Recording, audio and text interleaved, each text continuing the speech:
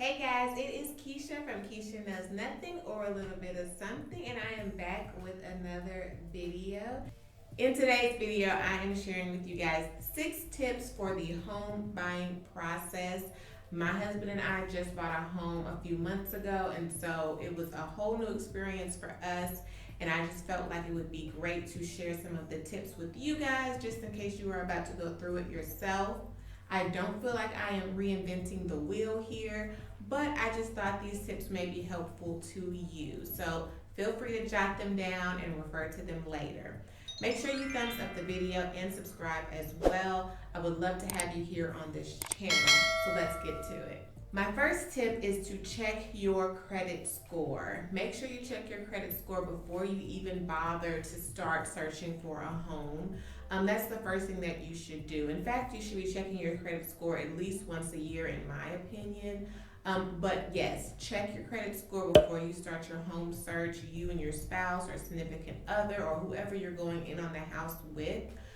Make sure you know where you stand as far as your credit is concerned. Clear up anything that may be an issue, something you didn't know about, something that is old. Clear all of that up, get it out of the way, and make sure your credit is in good standing. The second thing is to decide on a loan company or mortgage company or a bank, pretty much, who is going to give you the money if you don't have the money to purchase your home. So this is a process that can take a while. It can also be very, very quick and simple. The first company we went to was an established bank here in Oklahoma, but it didn't work out. The person that we were put in contact with, she didn't necessarily give us the best quote for what we could afford for a home. And we probably would have ended up having to backtrack at some point with her because of the numbers weren't right for us. So I would definitely make sure that you are getting with someone who you can trust. Make sure you're talking to someone who is knowledgeable and is willing to ask you questions as well. And answer any questions that you have. Our second company that we went to was great. They answered all of our questions. I literally had a list of questions and they answered all of our questions. They were very patient with us. They were not pushy in any way. And so we decided to go with them and they offered a rate that was good for us. The first company, we had trouble just getting in contact with her after our meeting. Yeah, it was weird. We just couldn't really get in contact with her either. So she had like 2 or 3 strikes against her. We had to move on. Next, I would say choose whether or not you want a realtor. You do not have to go through a realtor to get a house, but if you want to, make sure that you feel comfortable with the realtor that you're going with. And at any time that you don't, you can always just kind of cut them out and go find you a new realtor. You don't have to stay with that company, with that person. Maybe you like the company, but you don't necessarily like the realtor you're working with, the agent. Find another agent at that company. Just make sure that you feel comfortable and make sure that that person feels like somebody who understands you and gets what you're asking for in a home, what you're looking for, and your price range. You definitely don't want somebody who's going to try to take you to houses that you can't afford because that's silly and it's a waste of your time. Also, you don't want somebody to take you to a house that's just not something you would go for at all, not your style, not what you asked to look at. You don't want that either.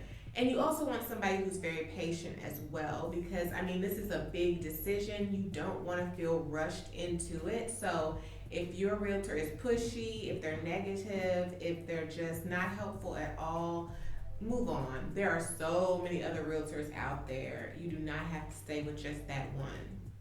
If they are rushing you in any way, if they're making you feel pressure to put in an offer, if they're making you feel like you have to do something you don't want to do, you don't have to stay with that realtor. And you can also just put your foot down and say, look, this is a big decision to me. If I don't feel comfortable making an offer just yet, I'm not going to. Usually they'll back off because they understand that they need you more than you need them. So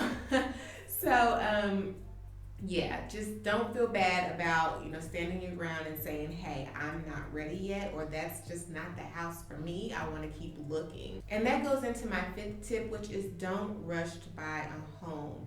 If you are looking at a house and you do not feel like it is right for you, something feels off, maybe the neighborhood feels off, it maybe you don't like some of the things that came up in the inspection, you don't have to go through with it. I know you might feel a lot of pressure to go through with it, but if for some reason it just doesn't feel like the house for you, or if it just feels like too big of a decision to make at that time, back off. Just back off. Don't worry, you will find a home at some point. But trying to force it to happen just is going to put more stress on you, and it's already a stressful situation. And my last tip is probably something someone else has mentioned in other videos that you have watched if you are going through the home buying process or about to, and that is to save more money than you think you'll need. And I'm mainly referring to closing costs and down payments. You don't have to have a down payment for your home.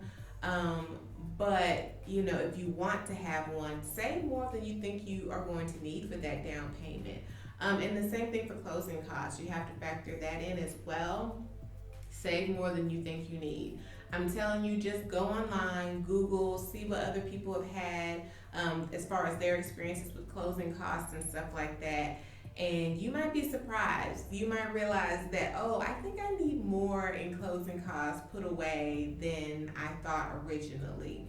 For me, it was just because it was such a new thing. I was so worried. I was constantly contacting my loan officer, emailing him all the way up until the end, just because I was just like, okay, I hope everything works out. I think it's gonna work out, but I'm not 100% sure. So I was very, very nervous about it. And one thing that would have helped me is if I would have saved just a little bit more for closing costs, just a little bit more, so it wouldn't have been down to the wire for me. I mean, I feel like that would have helped so much more with all of the stress. So just save more. Go online, like I said, and Google closing costs, Google down payments in your area, things like that, and get an idea of what others have done before you. And that way it'll help you to save a little more, so you have more peace of mind when the time comes to fill out all the paperwork and do all of the money exchanging and all of that stuff. It'll help you feel a lot better. So I hope these 6 tips helped you guys out, or at least gave you somewhere to start from. Like I said, I am not reinventing the wheel here, okay? But maybe these tips will be helpful to you. Make sure that you comment below and let me know where you're at in your home journey, as far as looking for a home, how the process went for you. If you did buy a home, what were you most stressed about during the process? And make sure you thumbs up the video, and I will talk to you guys next time. Bye.